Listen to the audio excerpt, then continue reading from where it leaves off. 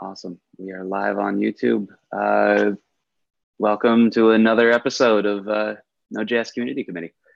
So we have a pretty packed agenda today, so we'll try and keep it at a good clip. Let's I guess start out with initiative updates. Who would like to take the lead there? And Dan, when you do user feedback or the individual membership subgroup update, just remember that we do have the agenda item for the RFC in there as well. So we'll circle back to that. Yeah, I plan on deferring that. Sweet. Awesome. I can kick it off with a bit of a website redesign update. We had a good meeting last time. Oh, hey, Michael Dawson. Hope somebody got him. We had a good meeting last week. Chatted more about what we're going to be presenting and showing at the conference. Continue talking about content and process, and came up with an awesome somebody. I'm going to drop I'll drop a link in the chat. But about 2 weeks ago now, I think this person named Flavio, who does a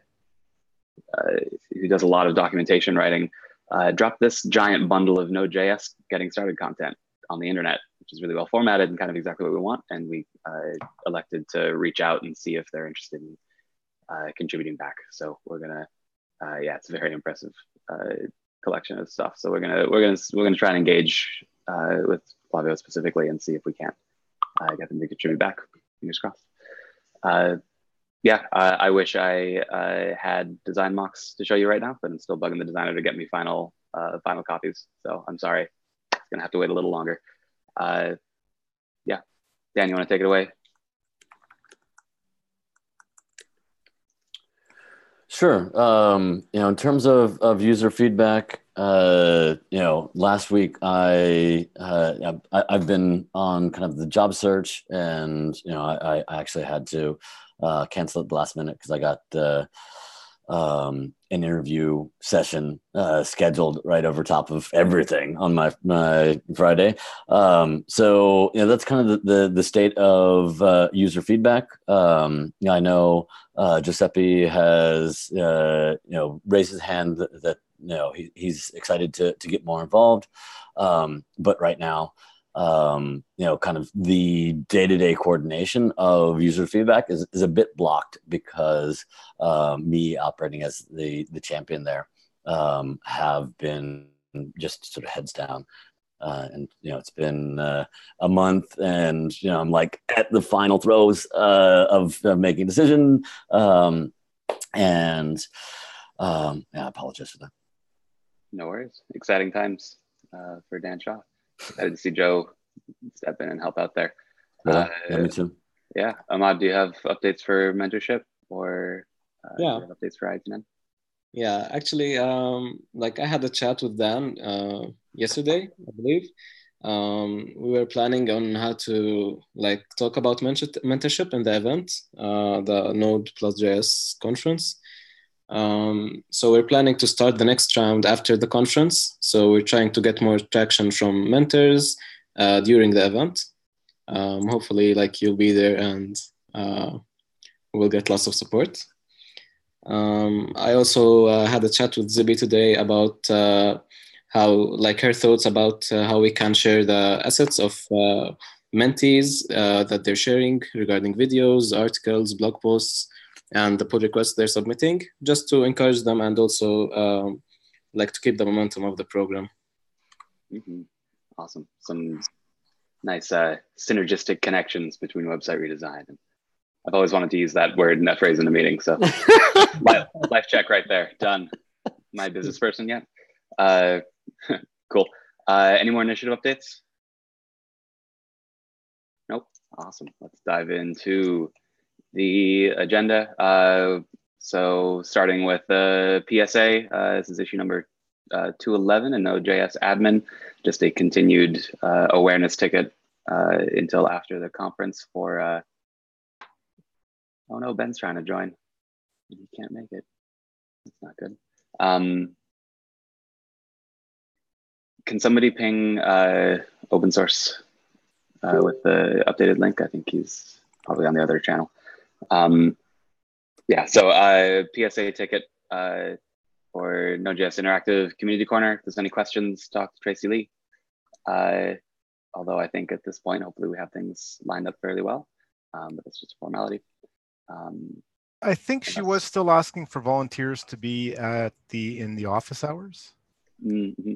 So if people have time, there's a link that went out to basically say, hey, here's some times you can sign up for. Awesome. Yeah, and I believe that went out in an email. So yeah, if you have time to help out at the community corner, respond to that survey. Thanks, Michael. It's good memory. Moving on, announcement. Joy commented on all these tickets. There is an attendance survey for Collab Summit. If you haven't taken it yet, go take a look at it. It's in the agenda. It's also commented on the this meeting's issue ticket. It's also issue number 115 under Node.js Summit. Yeah, for all attendees, we should be taking that so they can plan the order of all the content best. And then moving on, we're going to do this first. Oh, there's Ben. Hey there, Ben. Welcome. Co-host, sweet. Yeah, moving on. I slotted this first in the agenda just to respect time because I think we have a couple visitors. I'm not sure if, oh, I forget her name. The person who currently manages the LinkedIn group is also calling in, but we also have Zibby on the line, I believe, for this. This is issue number 185, partner community, the LinkedIn group. Zibby, you want to give an update on the conversation we had and where it stands? Yeah, so yesterday, Adam, Greta, who's from YLD, talked about the Node.js group on LinkedIn. It has a ton of people within the group, and I can't remember who from the ComCom had expressed interest in first joining the group and kind of ideas around how best to maybe manage or what kind of content they wanted to see in that group. So Adam, Greta, and I had a conversation yesterday, essentially trying to get a good scope of the maintenance to managing the LinkedIn group. I think there's like a lot of posts that happen on it. I know YLD has tried to do the best they can, but they've been a little bit overwhelmed by all the posts that go on to it. And then also just adding people to the group. And then we also kind of looked at, generally, I think we're all on the same page and that this is a really, really good audience and channel that we want to better connect with from a community standpoint. And then also from kind of the content that, we're producing from the Node.js Foundation side, also pulling in from different sites as well, and trying to kind of figure out how we can, figure out exactly what we might want to do with this group in terms of goals, and also what's going to go into the group in terms of maintenance and management. So the plan, so it's kind of like a little bit up in the air right now. There's like a lot of pieces I think we need to formulate and put together. But my plan is tomorrow just kind of create a little bit of a framework on what kind of goals we might want to come out of this from a foundation side. ComCom can put in goals there too, kind of what the maintenance might look like, what are elements that we'd want to include. If we did want to do more of a larger participation in managing and helping to put content into this page. So in terms of next steps there, I'm going to kind of create that initial kind of document to try to get a little bit more of a framework down and then seek out folks to participate in the document. Maybe we can even create like a little mini working group around it just so we can all be on the same page and really kind of understand how we'd like to manage and make an impact on this page, and also kind of get a good sense of how much work would go into that management too, so we can really level set, expectations on what can and should be done, and who would want to be involved in that too. So Adam, did I miss anything? I know it's a little bit kind of... Yeah, it's kind of up in the air right now, but I think you captured it really succinctly there. That's awesome. So I'll make sure to also share, either Zibby or I will make sure to share that that link on issue 185 so people can jump in as they need, so we can kind of iterate on what we want to see this group become. From the ComCom side, if we can choose a, since we're going to have some say in the direction and type of content we want to see in here, this also presents itself as a great opportunity for our second partner community to get added to that list. So I'm happy to help be the contributor who helps admin that group and champion that group. I would love help on that. So if somebody has a particular interest in helping out with that, please reach out so we can co-connect on that. But yeah, otherwise, let's keep the conversation going. There's a huge opportunity here, like you said. So, one little sort of detail in there that I think, has evolved since the original post happened. The original post was, kind of asking about governance and how do we bring this into the foundation. And, we have, as a committee, evolved to have partner communities and, engage in those and have expectations. And so, our sort of evolution as a committee has enabled us to be able to address those concerns without necessarily sort of crossing that bridge of governance and transfer of assets. I think it's interesting. Yeah, I'd like to see it remain as a partner community. I think YLD's interested in continuing to have a hand in guiding that. And owning it. To me, the plan was kind of for just like with as the Slack group is slowly transforming, like we have admins in that group, and we partake in that as a conversation channel. Like this seems to be going in a similar direction. Like while he's going to stay involved, Foundation will use it as a comms channel for job posts and sharing professional content. We'll also have admins there as well to help out. So I'm seeing, I think a lot like Node Slackers, it'll kind of have that same give and take from both sides. It's kind of how I personally see it evolving. But if we decide that it's something like Foundation just takes over whole hog, although I think we'd be worried about moderation and staffing for that probably. Maybe you might be able to speak more to that. Yeah, I think it's always we can jump that hurdle when we get there. When we get into the discussions of what channels, we never come to agreement. So the sort of collaborating and working with channels that are out there is the model that seems to make sense. Yeah. Awesome. Any more to chime in on that? No. Sounds good. Yeah. Glad to have progress there. Awesome. Me too. Yeah. Full disclosure, I work at LinkedIn for anybody. Yeah, there is no ulterior motive here though. This like just fell into our laps and I'm like, hey, I work there. Cool. For what it's worth, do we want to close that issue? So we're still going to be doing a little bit of work. We need to either like officially usher it in as a partner community at some point. And we're still going to be doing some work on ideation on how the Foundation can make use of it as a comms channel, and what format moderation will take on it, and how. So I think leaving it open and have it be closed by a PR that officially adds it as a partner community would be a good way to go, because that way we keep kind of the historical context and we can keep discussing in that thread, unless you think it's getting too long and we need to kind of hit the reset. I think either works, that works. Okay. I think that's totally fine. Awesome. I will remove the CC agenda label in the meantime. And it might, Adam, it might be worth just adding a little note saying that we're leaving this open until this has been ushered into partner communities. That'll be good context for anyone sort of driving by and wondering where things are at. Awesome. Good call. I like that. Sweet. Will do. Chugging right along. So individual membership subgroup met this last week and made some awesome progress. Dan, do you want to talk about the RFC that you opened up in issue number 390 on ComCom? Yeah, absolutely. Before I get into the RFC, let me start with like why the RFC and what we're working towards. So at the end of this month, and end of October, October 31st,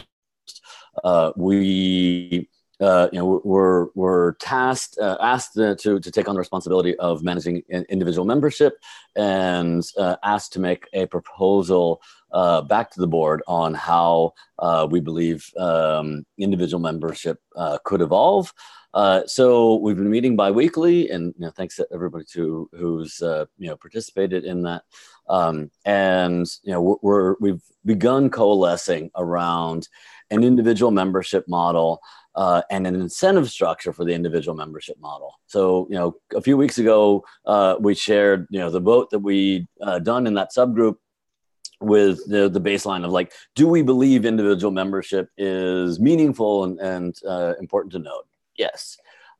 In the follow on from that, we've been focusing on, how do we make it feel meaningful to everybody in the foundation, the individual members first and foremost, but also, connecting that to everything else that we're doing.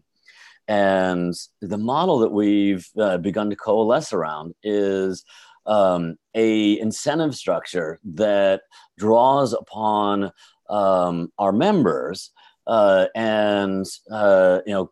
takes inspiration from how GitHub does their education program. Tierney, I'm flaking on the education program name again. No worries. It's the GitHub Education Student Developer Pack. Okay. It's the long one. Right. So GitHub has, a really successful program, that's called the GitHub Education Student Developer Pack. That provides, folks, new to the programming ecosystem with, incentives and partner benefits, and it's a really solid package of benefits that it was largely comprised of GitHub partners and some first party stuff.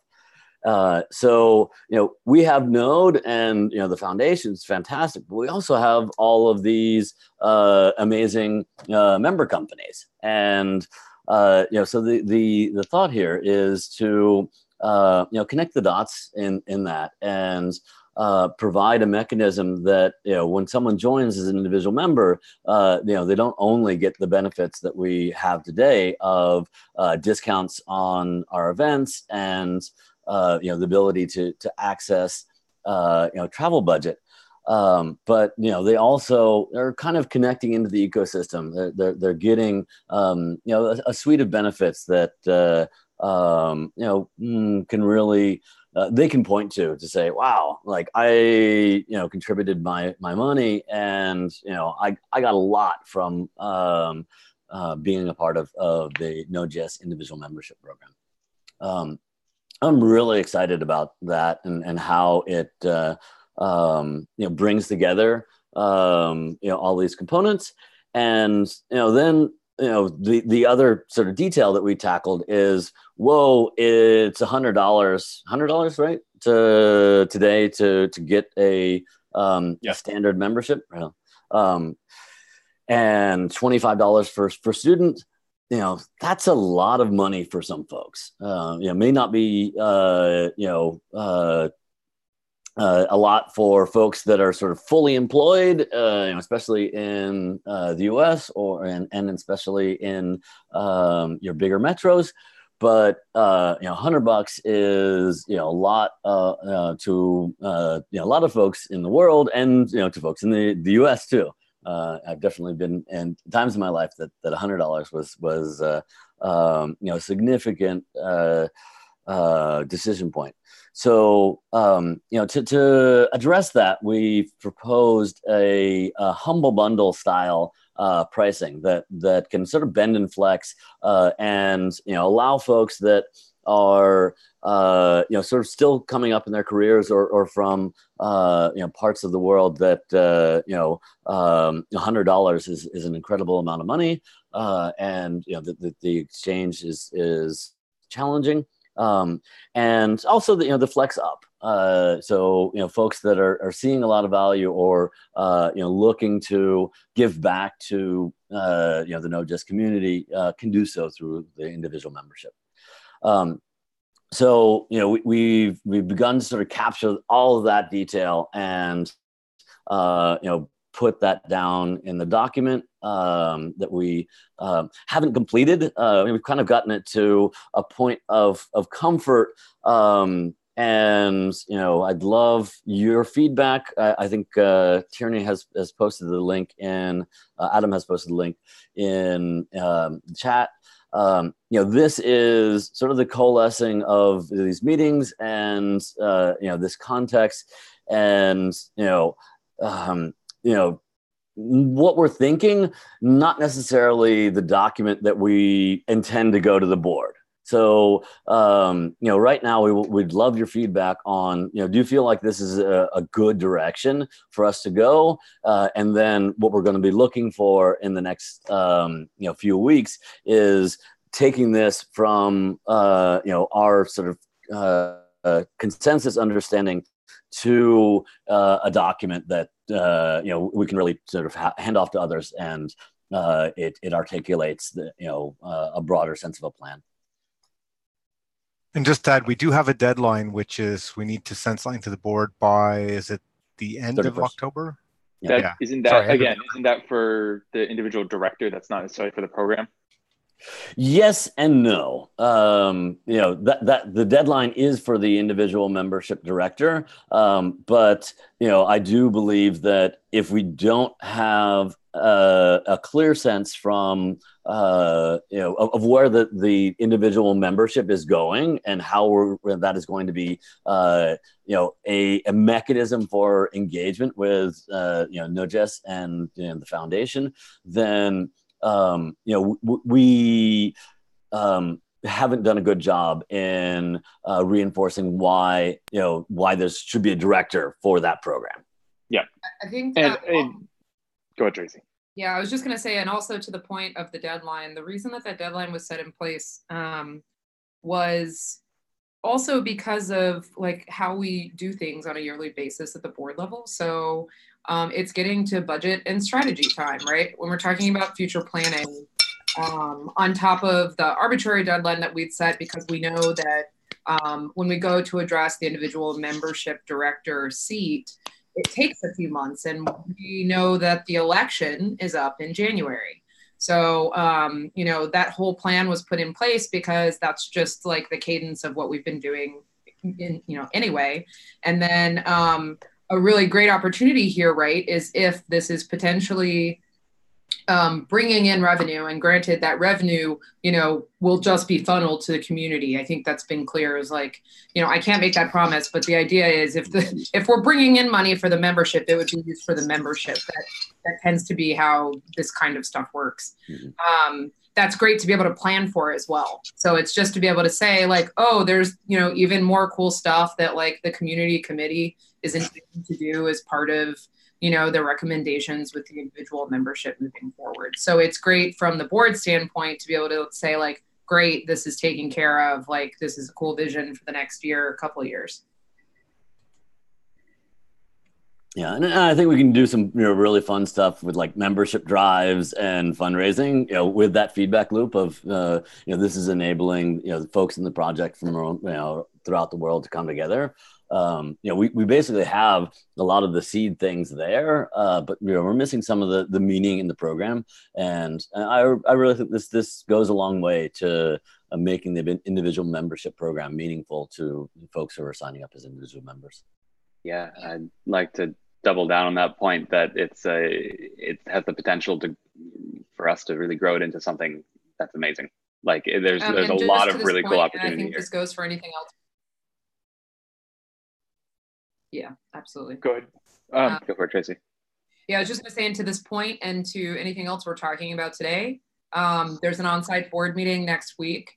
So if there's anything here in this document that like, there's a question that you have that like could be answered by like the board just being able to ask something as part of the agenda, let me know. I know this isn't like necessarily in the place for approval or proposal for this month, and would likely be set for November instead. But if there's something, please let me know. I'm happy to Dan and Michael, in that, or on that point, would asking about the representation threshold be useful? So the representation threshold that is in there about the certain level of members for representation to be active. You mean asking the board if they're like if that makes sense to them? Yeah. What their initial reaction of it is, or where they think the threshold should be. I think that would be a good thing, because that we're basically said, yes, we think that makes sense, but we're willing to say that, that's once there's a certain critical mass in terms of members. Yeah, and for context, for the people who aren't in this or aren't in that discussion, we kind of outlined, once we get to this critical mass, I think we set it at 2,000, then individual membership representation will kick in, and we outlined how that is selected and all that stuff. But yeah, it would be good to get feedback on that, I think. The process, if I were just for full disclosure, what the process is, people haven't read the document. After we hit 2,000, then I believe it's the community committee puts forth a bunch of nominees' names, and then the community at large votes on which one they'd like to be the individual director. Dan, you can tell me if I'm remembering incorrectly, but I think Yep. approaching the board with that number and that process and say, we'll formalize it a bit more, but is this something that you could get behind? Like, just ask that yes, no question. Like that's the right ask to bring. Idea approaching this, that critical mass numbers. Mm-hmm. And yeah, I think that's a really neat and very like tangible way for them to feel like it's working, right? Because we've seen the numbers be much lower historically. I think personally, for me to be like, I'm already on board with this clearly, but I think the final teeth for this would be having already established an official feedback mechanism for talking with these members, right? That's a very good point, and I don't think we've done that. Yeah, I think you've got that. We have outlines of intent. Yeah. A survey that isn't like the annual survey to all members. I think being able to do some sort of like almost NPS, something like that with our individual members is a really great. I mean, we need more than just you're great, or this is terrible. That's a great point, Tracy. So I have one question for the record. So the suggestion of the target 2,000 members, that is essentially, I would call it a regression of the current status quo, that the individual members get representation unconditionally. Yes. And I think I think just from Raphael, like, to be clear, if it hasn't been made so already, that is unlikely to be okay moving forward. So it's been clear that we have not been able to identify like a solid constituency of people that the individual membership represents, right? It's very hard to get a hold of all of these types of folks. And we had a very small number that did not feel statistically significant to the board in individual membership. So I think what this hits on, but I would love to hear from people who came to this number, is that we have, right, a critical minimal number of people who are engaged and have clearly said, like, I am interested, I want to be a part of this. So just as a reference point, what are the numbers at the moment? Like 200. Hundreds, yeah. This is an order of magnitude increase, and so why not set the number at?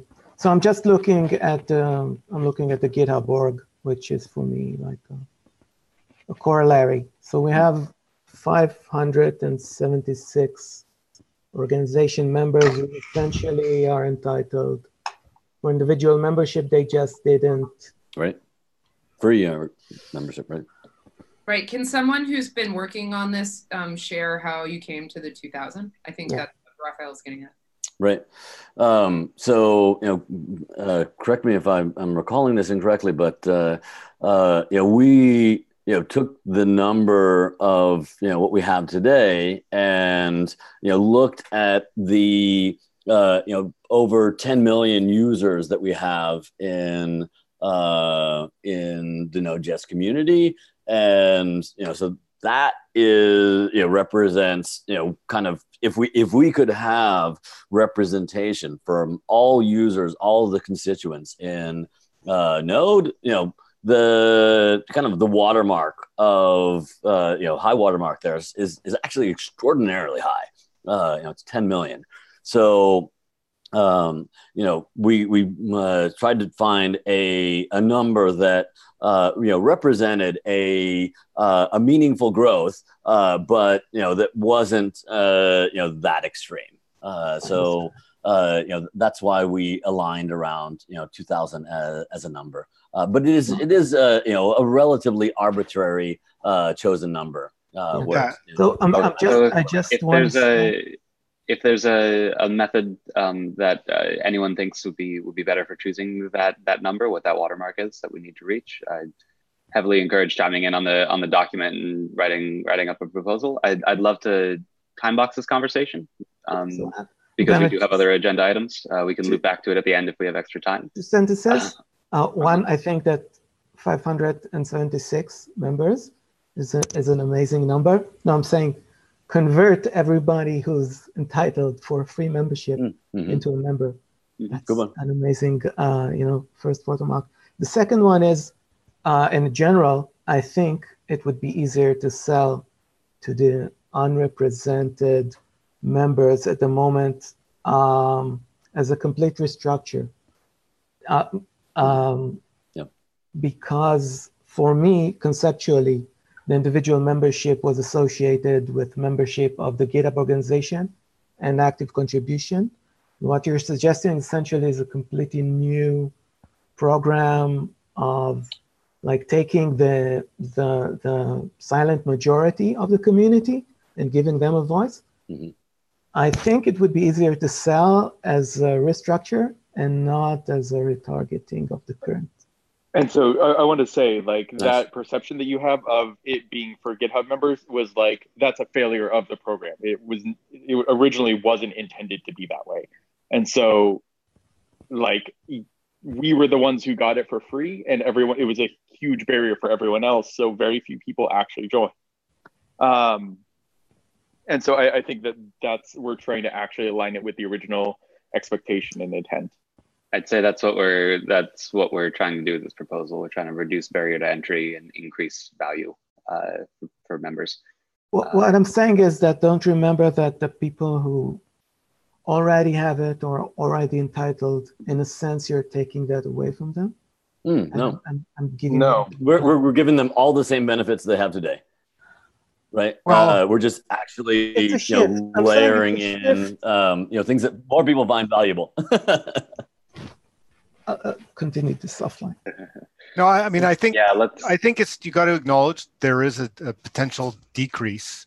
Like you're not getting the representation, but we're saying that this is what we think makes sense. So.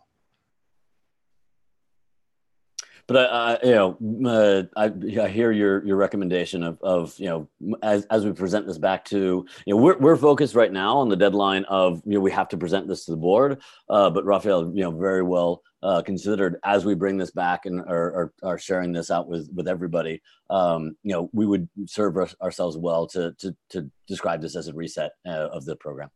Right on. Good messaging. Awesome.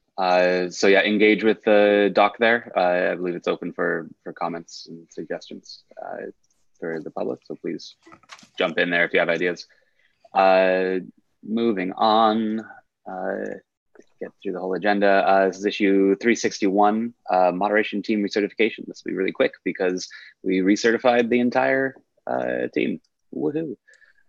So I am right now going to do the chore of commenting with results, closing the issue, and I'll do the same on the admin repo. While we're on that topic, I just wanted to give a quick update on actions that have been taken by the moderation team. Our last meeting was when? I'll give the last two. Close a code of conduct trolling issue, lock the conversation, and block the user, and block the bot, both by Rich Trott. Awesome. We should probably add that update. Yes. I might ask that you give that update at the beginning of each meeting from now on. Yep. Sounds good. Point of process. I like it. Sweet. Moving right along, I'm actually going to go a little out of order here. Ask the ComCom issue number 378. Tierney, I think this is just an awareness issue, right? Do you want to speak to this? Let me pull it up real quick. Link is in the chat. I appreciate that. Yeah. Yes. So this was mostly just to try to get comments if there were any, or questions if there were any for the ComCom, for the ComCom panel that's happening at JS Interactive, or sorry, Node plus JS Interactive. So please feel free to share this. Try to get as many questions from as wide of an audience and as diverse of an audience as possible. Awesome. Thank you, Tierney. So yeah, if you have specific questions or threads of conversation you want to see there, comment on that issue. Awesome. Getting into our next media agenda item. These kind of go hand in hand. This is issue number PR number 384 and 385 in the ComCom repo. So Tracy, I'm going to do my best to kind of synthesize what needs to happen here, and I'd love if you tell me if I'm misrepresenting it or have the facts wrong in any way. So we had a fun situation a little bit ago where a proposal for our changes to our charter got merged a little too early. So now we have to jump through a couple hoops to remedy the process. The first PR, number 384, is the exact language that was previously approved by legal, but not voted on by the board for the charter change. We rolled it back, reintroduced the same change. This needs to be voted on by the board again after we get consensus, so it can be merged in the proper order. However, we want some additional changes and additional clarifications, and for simplicity's sake, they've been broken out into 385, where we should make the more substantial changes. So right now we just kind of need enough consensus to bring this to the board, presumably next week, to vote on for 384. And if we can get changes in consensus on 385, they can vote on it at the same meeting, likely, and or kick it off to legal if there's other questions that need to be answered. It might take a little longer for approval for this to get through, for 385 to get through instead of 384. But once 385 gets approved by the board, we can then merge that in on top of 384. Tracy, is that all correct? Or am I a little off? I think that sounds right. I was just pulling back I just pulled up the issues to make sure that I wasn't missing anything. Mm-hmm. I'm not seeing any more objections on 384. But again, like, we don't merge these until the board's just like, yeah, okay, there's nothing that's been inserted here that's a surprise to us. Because again, this is official legal language. And then, 385, I would just ask to be that added to the items that are sent to the board prior to the meeting and for our consideration, and then for potential approval. And I would let y'all know if there's any change requests there. I think there's at least one update needed to that one, though. From 385. 385. Okay, let me look. Yeah, we don't have a comment that I think it's missing. You know, it's just probably an omission of. Oh yeah. And there's likely other small tweaks that we'll want to make. Like, I'd love to get eyes on 385 to see what it's a chance to improve the charter a little bit.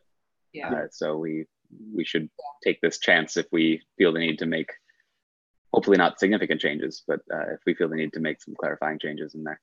Yeah, so I would say the sooner we can get this 385 amended and +1, the better, because we tend to try and give as much time as possible for the agenda to be sent out before the board meeting. So that usually we try to aim for the Friday before.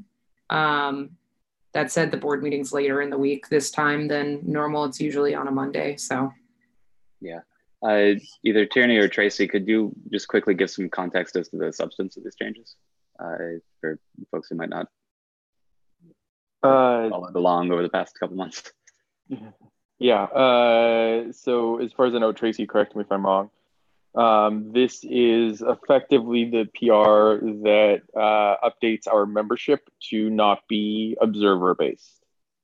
And so, you know, that PR was merged a while, like in April, I believe, accidentally because of a miscommunication by me. Sorry, it merged by me because of a miscommunication. So this is the landing of that finally. Awesome. Yeah. So as you're looking at it, keep that intent in mind. Also, it looks like we missed. I don't know if there needs to be yet another PR. Yeah. So I think the problem is that we had submitted all of our changes at once, and I think it was too much for some folks to follow at the time on the executive and board side. So when that got broken up, it looks like I'm just looking at 385. Like we still have 2 individual membership directors listed, which is in direct conflict with, I think, the last change with the ComCom director coming on board. And then I think Michael's suggestion. So I'm going to put a comment on this just so that we catch that and then try and come in the PR. But yeah. Yeah, it's really the whole point of these PRs is to just get in line with like the world we know and understand it with like the board's paperwork around it.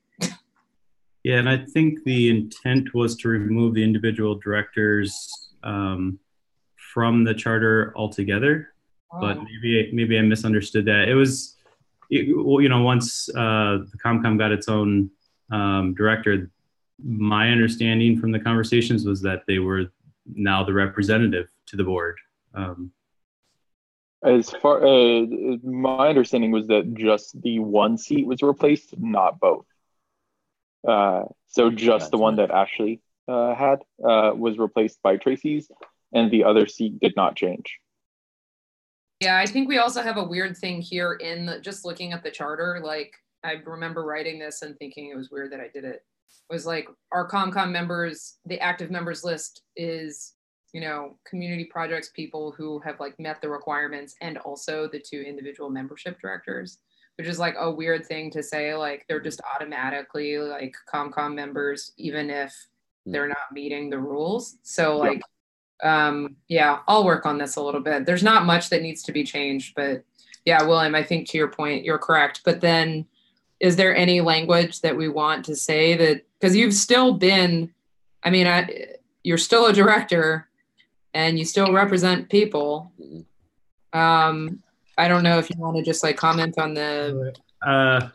Yeah, I mean, I think it's always been a bit of a challenge to have multiple people representing rather than have like one lead on it. So I was it was my understanding that was the intent of making an official director for ComCom. But what I would love is for everybody to kind of make this a point and talk about it and decide what's actually wanted officially, and then we'll make that happen, because it sounds like we all got different messages along the way. Right. Go for it, Dan. Since there are sort of minor tweaks into different PRs that you know, we're trying to sort of grok, is it possible to merge them into one? I know we're sort of managing changes that got landed and this, that, and the other, but I think it would be a lot easier to sort of wrap our heads around you know, the deltas of what we're changing if it was just in one single document change. Yeah, so I think the way we should think about it is that PR 384 is already in, because that's the exact language that was approved last time, but through a miscommunication, like I think it didn't get voted on until after it got merged in, so the merge wasn't valid, and then so like I think is that right, Jeremy? I think it's just that the mostly right, yeah, the powers that be want to get. Well, we want to get the repo in the correct state for where things are as approved right now, and then we can layer the change on top. So 384 is largely just like, we need the stamp, we need the board to vote, and then it's in, and then we can work on that from current state to where we want to see it in 385. So any and all comments for new stuff, let's do it in 385. So it's at least in one place. And I believe Miles did create that PR forked off of his other his 384 PR. So it should be in the correct state there. Cool. Yeah, so like all new work should go in 385. Yes. Let's operate off that as well. Yeah, 384 is just paperwork, unfortunately. Yeah, I guess I'll ask the question because I'm a little unclear on this. As we make changes to language about individual membership director, is this something that we don't have a solid answer on yet and shouldn't write committal language since it's up in the air after the individual membership proposal? So I think this is documented somewhere.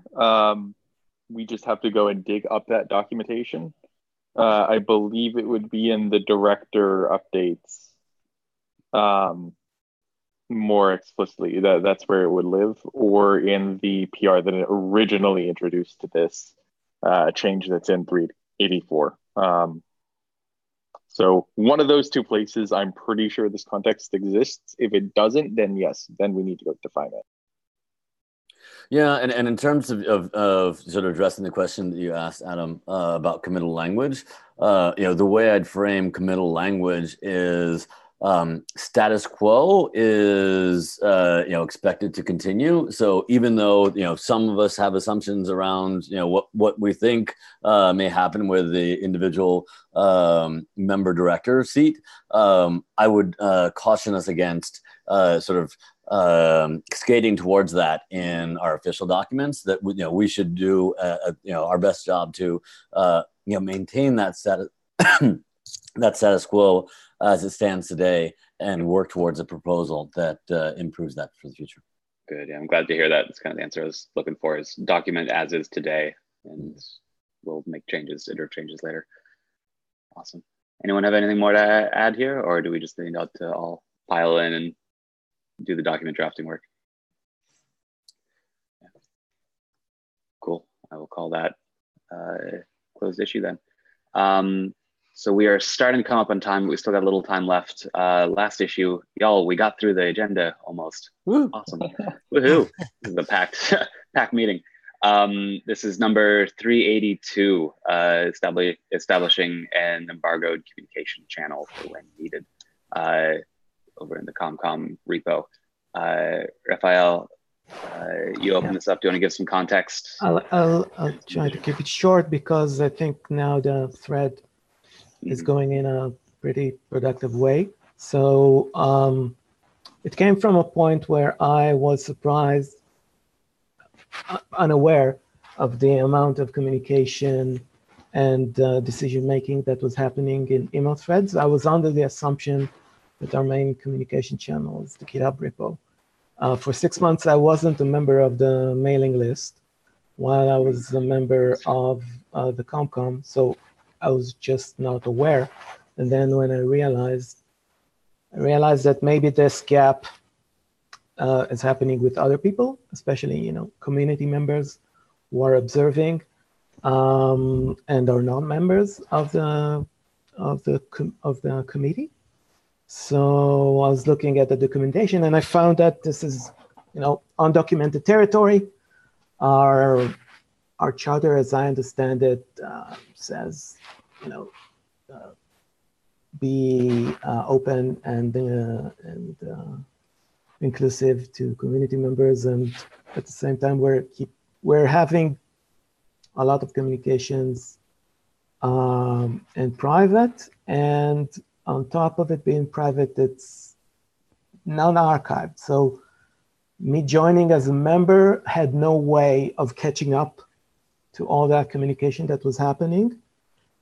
And also, there are things that were happening that I didn't expect to be happening in email. So the general intent of this issue, which will be spun off into a PR, is to put some some language define the status quo, and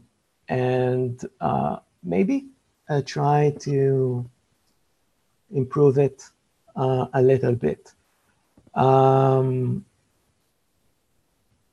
TLDR is, I think that we need to find a way that, so there are two issues. One is how much communication we do in private.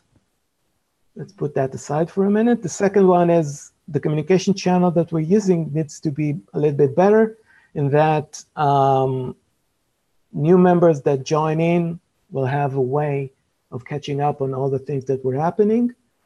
And the second thing is like tell new members what to expect from that channel, that decisions will be made, that motions will be carried, etc. And that is the intent of this PR. Find a better communication channel and put some words in writing about the status quo. And as a spin-off, there's this latest thread that was initiated by Tracy's Lee company, and I pushed back on it. That was a bit, premature of me. I don't want to change the status quo. I was just unaware, misaligned, I would call it. I'd love to chime in a little bit here since I haven't written into the thread. First of all, I want to apologize that you weren't added to the email mailing list for the first 6 months. That was just, I think, an oversight at the time, and should be a basic part of onboarding for ComCom. It'd be good to document.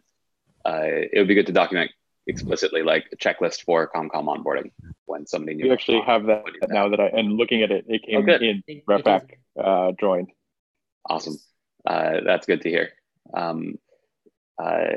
Other than aside from that, it's my understanding that the code of conduct and the charter and all methods of operation for this body extend to like they're not tied to GitHub. It extends to any communication that we do. Like we reach consensus, we go to a vote if we need to, and it's irrespective of communication channel. So in that sense, conduct on the email thread should be exactly like conduct on GitHub or in this Zoom chat, but just through a different medium. If anybody thinks differently, like I'd love to hear rationale or why, but it seems nothing in the language in the charter that I found excludes other communication channels. So like we should respect that wherever we're talking. Like I'd expect that of a Google group if it's set up. I'd expect that of a Slack channel if we're in it. The body exists outside the communication channels we use. And then as far as excessive use of private comms channels, in the last year or so on ComCom, like I've seen that private channel used very rarely. And there's been special activity recently, but it's once in a blue moon is what I've seen. But there's two different types of private communication. There's like, we are legally obligated to not talk about this right now. And then there's people don't really need to know about this. Like the email that went out earlier, there's nothing particularly private about it. It was a survey that people wanted ComCom members to take. Like it was. So there's distinguishing between those two different types of private communications, I think is important. And I trust the members of this body a lot. I trust the members of this body to try and identify communication like that request for a survey, and if needed, push it to a public communication channel if we're able to.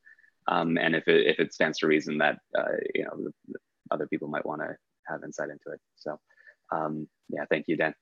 Anyway, that's all I really have to say. I look forward to the communication or the discussion still happening on the thread. Like I think it's definitely worth exploring. So let's keep hashing away, see if other solutions are good. Although I do resonate strongly with Michael Dawson's point that we don't want to make it too easy to have private communication, and this kind of conversation splitting just adds overhead on us to manage how many threads we have going at once. So I want to be aware of that as we go forward. But yeah, to Refac's point, I would like to ask, like, if when you go to do the PR, I think there's like two separate things here. One is like the idea of a Google group, because I think the archiving is very important. I think, to anybody's point, knowing the context of some of the really large decisions we have to make is essential, even if they do need to remain private for legal, fiduciary reasons, whatever. So that would be awesome to see. And then otherwise, yeah, it's that in the last 2 months, you know, we have had to have very tough conversations around things that we weren't able to publicly discuss in any fashion. And fortunately, that is a very rare thing, especially because how often do you talk about the intent to merge foundations? So that's great. Yeah, we can discuss them. It is public as of today. Hey, we can do it. Yeah. Yeah. That's exciting. I immediately was like, ah. Yeah. I checked earlier. Yeah. Tracy, we're Oh, still it is. streaming. Yeah. Yeah. So, yeah, I mean, that's the kind of thing where like, we don't want to have those conversations in private. It's not fun, I think, and it doesn't hold any of us accountable. So. Yeah. Awesome. So actually, we're allowed to.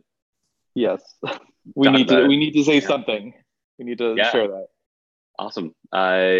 Yeah. So there was a press release released by the foundation, presumably this morning. There's going to be another for article. Yeah. So it's big news. It's been something we've been working on for a while behind the scenes, and we were so excited to bring it to light. And I'm so happy that it can be talked about in the open now. I know everybody has their own thoughts and feelings and vision moving forward, but I at least want to say the personal opinion for me, I'm excited about what this can bring, and I think we can make something really awesome here. And I'm so psyched to see what the whole community comes up with for vision moving forward, and psyched for the conference and to get everybody in a room at a table to talk in the open about how to craft this thing into something that'll be really great for Node.js and for the ecosystem as a whole. So for what it's worth, there's three places people can get involved in this discussion if they want to. There's going to be a town hall later today. I don't have that link offhand immediately, like in front of me, but it's we can share it somehow. There will be the town hall, or there will be a Q&A session at Node Interactive, and then there will also be a governance session at the Node.js Collaborator Summit that Adam is leading solo. Yeah, I'm joking. So says the documentation. We should update that. Yeah, we should. Yeah. But yeah, so there's 3 different places that you can engage from starting today to, I think, like a week and a half from today. And on top of that, there is also plans to have similar Q&A kind of town hall discussions at another event. I don't think they've landed on which one that is. They have a tentative one possibly, but it's not final. So I don't want to get people hope their hopes up for that. So there are plenty of ways to engage with this. We really, really, really welcome and value your feedback. And, you know, to make this a successful thing, that's really important. And that's, I think, what everyone wants right now is success for foundations and projects and everything. So looking forward to those discussions happening. Awesome. Thank you, Tierney. And there will be, moving forward, I mean, the conference feels like a imminent deadline and a line in the sand coming up. It's not, it's really the kickoff for the longer conversation of how we want to build this out. And there will be, if I'm understanding correctly, there will be a pretty concrete way to engage with building out governance and to engage with the process even after the conference. It's not going to end there. So there'll be more discussion on that in the next couple of weeks, I'm sure. Awesome. Yeah, that's anybody else have anything up? We're about 5 minutes over, so be aware of time. But there were a few people on YouTube all just saying hi. No thank you, Willie. Just hi back. Awesome. Hi, everybody. Thanks for watching. Great. Well, if that's it, we'll call that a meeting. thank you all so much for calling in. Thank you everybody on YouTube for listening in. And Adam, did you have a private session? Yeah, everybody stay on for a couple minutes after this. I don't have anything specific since we were able to talk about merger here, but yeah, just it'd be good to say bye. Cool. So anyway, it's good seeing everybody. I'm gonna go offline now. Bye. Bye.